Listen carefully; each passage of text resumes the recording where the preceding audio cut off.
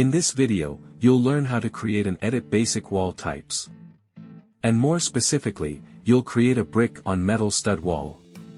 Type and define the layer materials and thicknesses.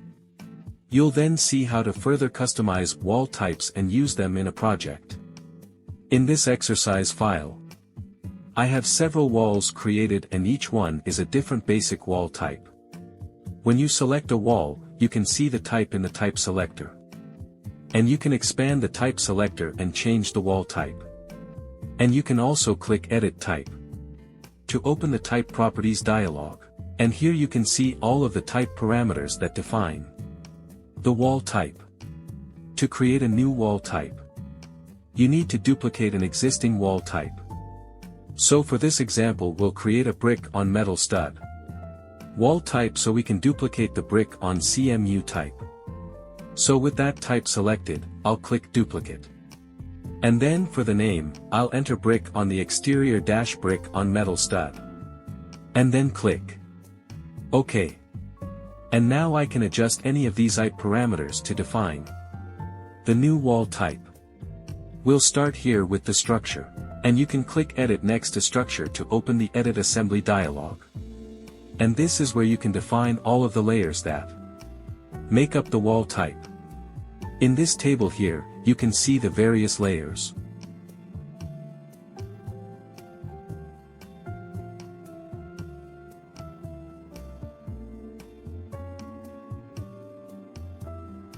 And as you start at the top, this is the exterior side.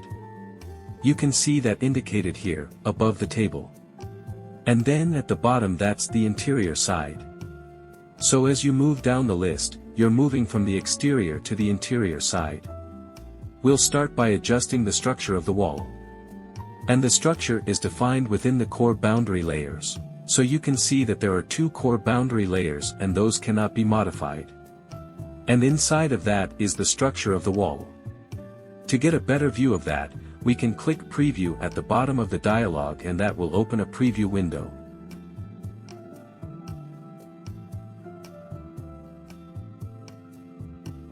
And as I zoom in, you can see two green lines and those green lines represent the core boundary layers. And so within that is our structure. Right here.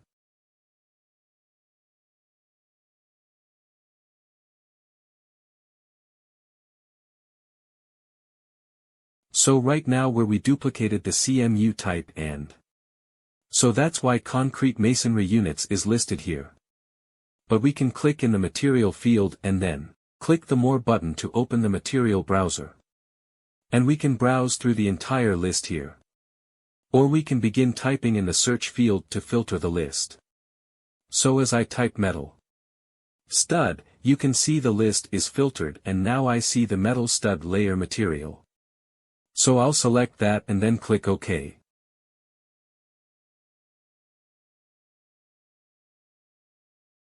And now it updates here in my layer. I'll also change the thickness to 150 mm. By typing 150 and pressing Enter. And now you can see in the preview here that gets a little bit larger. Since this is the structural layer, we'll leave this selected to be the structural material. And then, well, we do not want it to be a variable thickness, we'll leave variable D selected. So now we have our structural layer defined and now we can continue on really however we want.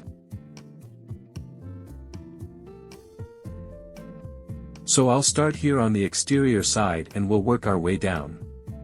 Now, one thing that we kind of went through pretty quickly, but our function there, as I expand that drop down, you can see there are multiple options for the function. And you can also see a number inside of square brackets, and that number indicates the priority level that Revit will use when walls are connected. So in other words, how Revit is going to try to connect up the layers in the various wall types that are connected to each other. 1 is the highest priority, whereas 5 is the lowest priority, and membrane layers do not have a priority level. They typically have a 0 thickness. Therefore you're not really concerned about how they're going to connect up.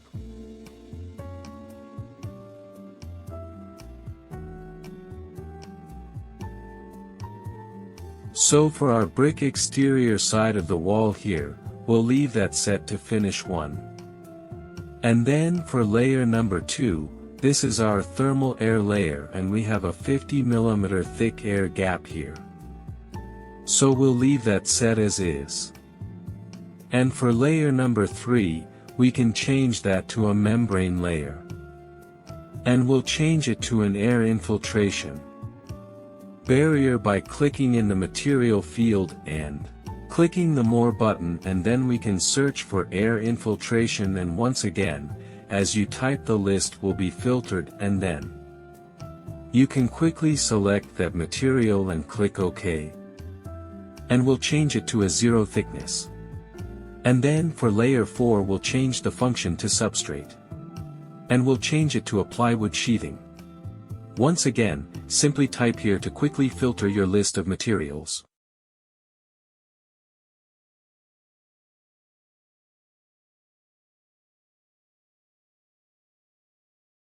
And then we'll change the thickness to 75 mm. And then we'll change the layer, number 8 we'll change that to a membrane layer as well. And we'll change this material. Alright, so as you can see there, you can quickly adjust the function and the material, as well as your thickness. And then we'll finish here or finish to for the interior side. We'll leave that set to gypsum wallboard there. Okay, a couple more things here. You can choose whether or not that layer is going to wrap, and then below the table here, you can control the default wrapping. So as I zoom out here, you can see a preview. And so at inserts, you can set that to do not wrap or the exterior interior or both. And then as well as that ends. So for example, if I change that to exterior, you can see the preview update here and see how those are wrapping.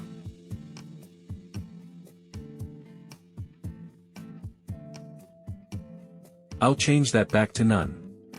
Additionally, you can always select a layer.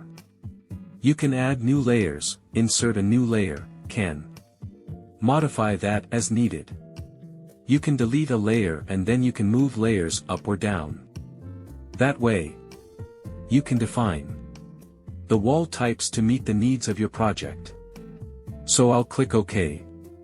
And then click OK again, and we have now created a new wall type.